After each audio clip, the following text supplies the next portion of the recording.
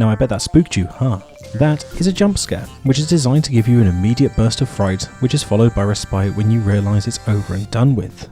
But what if you watched something that shocked you to your very core, leaving you with a sense of dread in the pit of your stomach and a paranoia of the unknown? Let me explain. Analog horror is a type of horror that has started growing on online platforms, mostly YouTube. The origin point of analog horror is somewhat unknown, as some believe it began with 2009's No Through Road, whereas others argue that 1999's The Blair Witch Project or 2007's Paranormal Activity are to blame. Nonetheless, analog horror is not only here to stay, but is spreading like a virus on YouTube. In this video, I'm going to be talking about 3 in particular, as they explore a variety of angles and ranges of what the genre has to offer. The 3 I've decided to talk about are The Mandela Catalogue, The Walton Files, and Greylock. And a quick heads up, although I am talking about these series, I'll try and keep the spoilers to a minimum so you can go and watch and enjoy these series as much as I do. Hi, Editing Zodiac here. Please note these are my opinions and perceptions of the following series. If I get the lore wrong or you think otherwise, fuck you. Now back to the vid. To start it off, we have The Mandela Catalogue, created by Alex Kister and released on June 9th, 2021. The series is set between the 1990s to late 2000s and follows a variety of characters who live in Mandela County, a small fictional county in Wisconsin with an unforeseen issue: alternates. Alternates are beings that use technology as a pass-through point to their victims and use objects like TVs and radios to communicate with them before killing the host and taking their place in society, disguising themselves as the now deceased. The series is heavily based on the religious angle, with the main antagonist being the Archangel Gabriel, whose role in the Bible is to announce God's will to mankind. However, as the series progresses, we notice changes in Gabriel's appearance, and we are informed that Gabriel has deceived them, implying either of the following. Gabriel has switched sides and now works with the alternates, Switching sides. and is issuing a false will of God's for their plan, or the Gabriel we see is not the original Gabriel, but an alternate who has overthrown the messenger of God. The series uses suspense and tension building to generate a slow burn horror, where you sit anxiously waiting for something to jump out at you or put your misery to an end, and it never does. You can sit through a whole episode and watch the screen go blank with no relief, leaving you sat there wondering what joy felt like, and pondering if there is something in the corner of your room staring back at you right now from the darkness.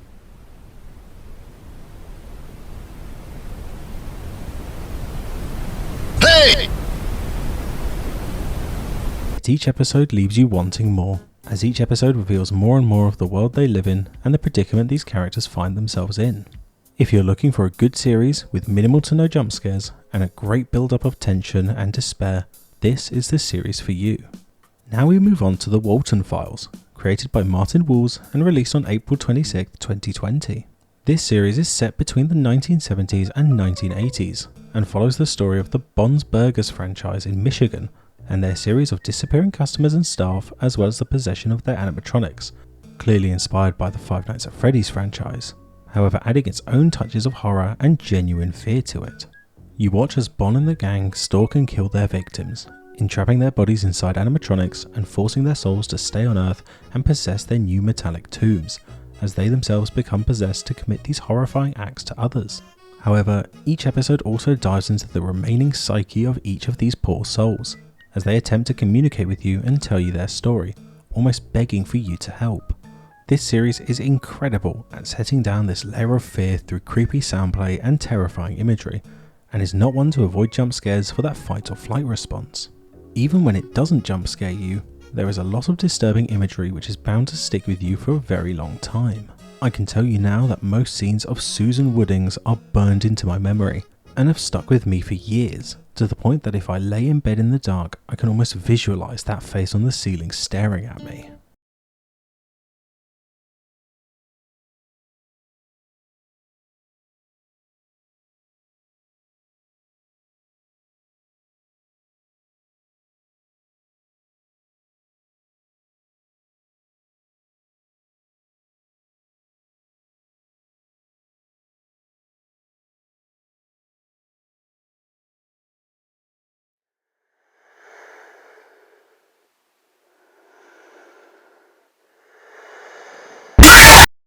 It is a wonderful horror with the intention of making you shit yourself and have a good time, as well as get you interested in the lore and where it could go to next.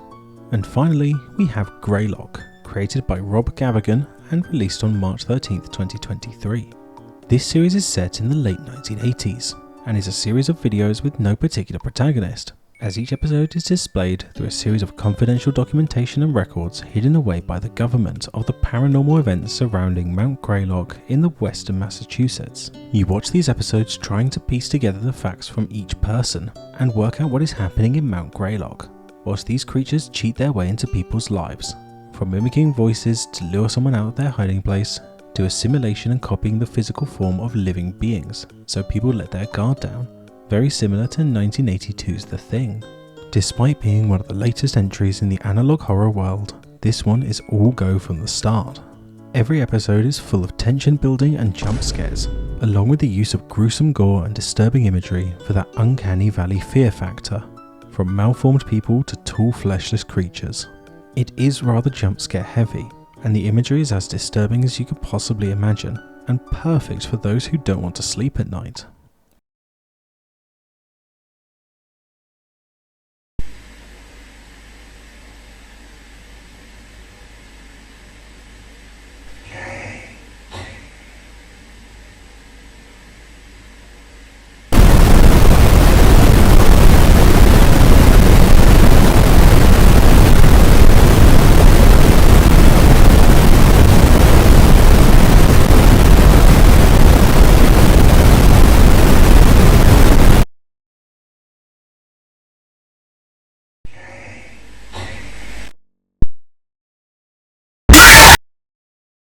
Now, obviously there are other analog horrors available.